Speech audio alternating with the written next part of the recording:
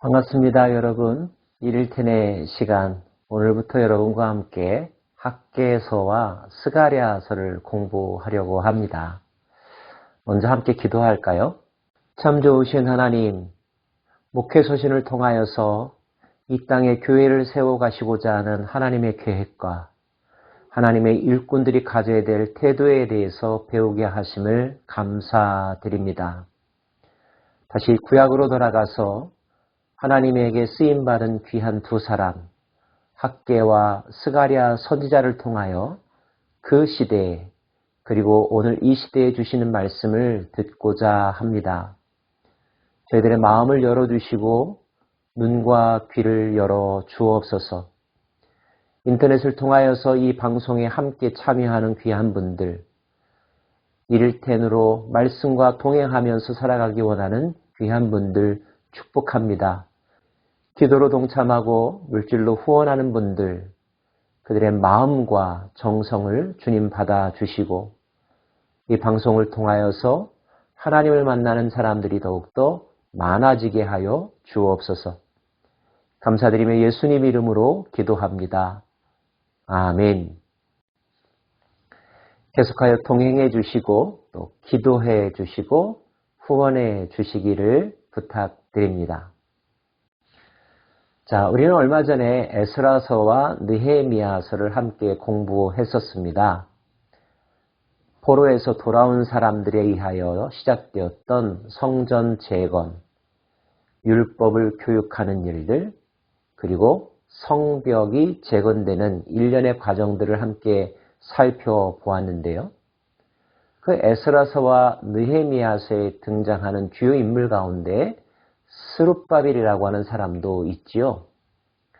스룹바벨과 에스라, 그들과 동시대에 활동했던 선지자가 있었는데 그들의 이름이 바로 학개라고 하는 선지자이고 또 한 명이 스가랴라고 하는 선지자입니다. 시대적인 배경을 한번 살펴볼까요? BC 538년에 고레스 왕의 칙령으로 말미암아 바벨론의 포로로 끌려갔던 유대인들 중에서 고국으로 돌아올 수 있었던 사람들이 있었죠. 1차 포로 귀환이라고 사람들은 이야기합니다. 그 지도자격이 되었던 사람이 바로 스룹바벨입니다. 종교적인 지도자의 역할을 했던 사람은 예수아라고 하는 사람이고요. 당시의 대제사장입니다. 스룹바벨과 예수아, 여호수아라고도 불리는데요. 이 두 사람은 고국에 돌아와서 바로 성전을 재건하는 일에 착수하죠. 하지만 안타깝게도 성전 재건 공사는 계속되지 못했습니다. 방해하는 세력들이 있었고요. 힘도 제대로 모아지지 못했죠. 의욕과 열정을 가지고 돌아와서 시작했지만 장애물과 공격 때문에 멈출 수밖에 없었던 유대인들. 마음은 안타까웠겠지만 그러나 안타까움만으로 상황을 이겨낼 수는 없었습니다. 이대로 성전 재건은 물거품이 될 것인가? 당시의 유대는 여전히 페르시아의 지배를 받고 있었는데요. 페르시아 중앙정부에 커다란 정세 변화가 일어났습니다. 고레스 왕이 죽고요. 그 다음에 뒤를 이어서 캄비세스라고 하는 왕이 즉위했었습니다. 하지만 정세가 불안했고요. 다시 왕이 바뀌게 되었는데 세 번째로 왕의 자리에 올랐던 사람은 바로 다리오라고 하는 사람입니다.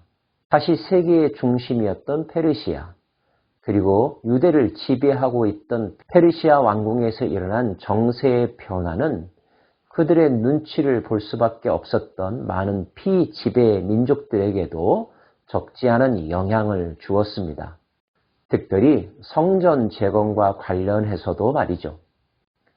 다리오 왕이 즉위한 지 2년째 되었을 때 유대 땅에서는 한 사람이 하나님의 음성을 듣고 일어납니다. 그가 바로 학개이죠. 다리오 왕 제2년 6째 달 곧 그 달 초하루에 여호와의 말씀이 선지자 학개로 말미암아 스알디엘의 아들 유다 총독 스룹바벨과 여호사닥의 아들 대제사장 여호수아에게 임하니라. 학개가 하나님의 음성을 들었다는 것은 그가 하나님 중심의 삶을 살고 있었다는 뜻이고 그의 영이 살아 있었다는 뜻이었겠죠. 학개를 통하여서 하나님은 당시 총독이었던 스룹바벨과 대제사장이었던 여호수아에게 이렇게 말씀하셨습니다. 만군의 여호와가 이같이 말하여 이르노라. 이 백성이 말하기를 여호와의 전을 건축할 시기가 이르지 아니하였다 하느니라. 여호와의 말씀이 선지자 학개에게 임하여 이르시되 이 성전이 황폐하였거늘 너희가 이때 판벽한 집에 거주하는 것이 옳으냐? 그러므로 이제 만군의 여호와가 이같이 말하노니 너희는 너희의 행위를 살필지니라. 너희가 많이 뿌릴지라도 수확이 적으며 먹을지라도 배부르지 못하며 마실지라도 흡족하지 못하며 입어도 따뜻하지 못하며 일꾼이 삭슬 받아도 그것을 구멍 떨어진 전대에 넣음이 되느니라. 만군의 여호와가 말하노니 너희는 자기의 행위를 살필지니라. 하나님의 말씀은 준엄한 책망이었습니다.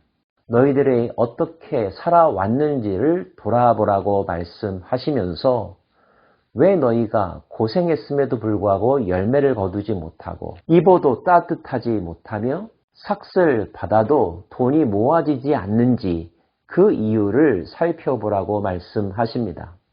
여호와 하나님께서 유대 백성들에게 몹시 서운해하고 계심을 알 수 있습니다. 그도 그럴 것이 그들이 포로로 있음에도 불구하고 고국으로 돌아올 수 있었던 것은 무엇 때문이었습니까? 1차 포로기간에 분명한 목적이 있었죠. 그것은 성전을 재건하기 위해서였었습니다. 떠났던 때의 그 열정과 의욕과는 상관없이 조금 어려움이 느껴지자 현실적인 문제에 다다르게 되자 그들은 주저앉았고 포기했고 목적과 꿈을 잃어버리고 그저 자기들의 서바이벌, 생존을 위해서 하루하루 살아가고 있었다는 것이죠. 너희는 산에 올라가서 나무를 가져다가 성전을 건축하라. 그리하면 내가 그것으로 말미암아 기뻐하고 또 영광을 얻으리라. 여호와가 말하였느니라. 하나님이 집이 없어서 머물 곳이 없으신 분은 아니십니다. 예전에 다윗이 하나님께 여호와를 위하여 집을 짓겠다고 했었을 때 하나님은 거절하셨던 적이 있었는데 아시지요? 하나님은 단지 집 때문이 아니라 하나님에게 무관심했던 자신들의 삶의 문제가 무엇 때문인지 그들의 역사에서 일어났던 비극이 무엇 때문이었는지를 잊어버리고 금세 현실적인 문제, 자기들의 삶의 문제에 몰입되어서 다시 하나님 중심주의로부터 떠나버린 이스라엘 백성들에게 깨우쳐 주시며 책망하시며 해야 될 일을 빨리 하라고 말씀하고 계신 것입니다. 물론 유대인들도 할 말은 있었을 것입니다. 노력했지만 되지 않았습니다. 상황이 어렵습니다. 우리 먹고 살기도 힘듭니다. 등등의 이야기들을 할 수 있었겠죠. 그러나 그런 상황을 모르실 리 없는 하나님께서 그럼에도 불구하고 성전 재건이라고 하는 이 상징적 사건을 강조하신 것은 그들의 마음의 중심이 어디에 있는지, 그들이 앞으로 무엇을 위해서 살아야 하는지를 잊지 말라는 준엄한 경고가 들어 있습니다. 성전 건축이 힘들다고 그대로 주저앉아 버리면 더 힘든 미래가 닥쳐올 수 있다는 것, 하나님은 알려주시고자 했던 것이죠. 하나님께서 학개를 통하여 주신 이런 말씀을 스룹바벨과 여호수아는 이해했을까요? 스알겔의 아들 스룹바벨과 여호사닥의 아들 대제사장 여호수아와 남은 모든 백성이 그들의 하나님 여호와의 목소리와 선지자 학개의 말을 들었으니 얼마나 다행스러운가요? 그들이 하나님의 사람 학개의 말에 귀를 기울였다는 것입니다. 이는 그들의 하나님 여호와께서 그를 보내셨습니다. 백성이 다 여호와를 경외하며 그때 여호와의 사자 학개가 여호와의 위임을 받아 백성에게 말하여 이르되 여호와가 말하노니 내가 너희와 함께 하노라 하니라. 이 모든 표현들에서 우리가 알 수 있는 것은 그들이 하나님의 음성을 듣는 것도 그들의 의지가 아니라는 거죠. 하나님께서 마음을 감동시켜 주시고 하나님께서 하나님의 사람을 보내어 주실 때에 그들의 귀가 열렸고 그들이 움직일 수 있었다는 것입니다. 때를 만들어 가시는 하나님, 사람을 사용하시는 하나님, 사람의 마음을 움직이시는 하나님, 그 하나님의 전능하심을 우리는 이 장에서 발견하게 됩니다. 사랑하는 여러분, 오늘 반복되는 말씀 가운데 너희의 행위를 살피라는 말씀이 있습니다. 어려움이 있을 때, 일이 잘 되지 않을 때 우리가 가장 먼저 해야 될 것은 자기 자신을 살펴보는 것입니다.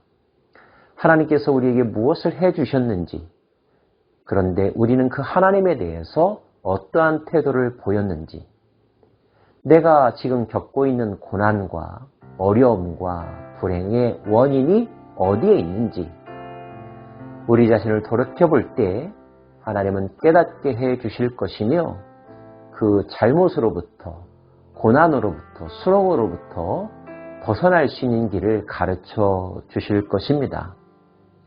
이 일을 가르쳐 주기 위하여 때로는 선지자를 보내시고 말씀을 듣게 하시며 여러 가지 사건들을 겪게 하시고 마음을 감동시켜 주시죠. 하나님께서 감동시켜 주시면 감동받아야 합니다. 하나님께서 말씀하시면 들어야 합니다. 그리고 그분께서 명령하시면 순종해야 합니다. 그것이 살 길이기 때문입니다.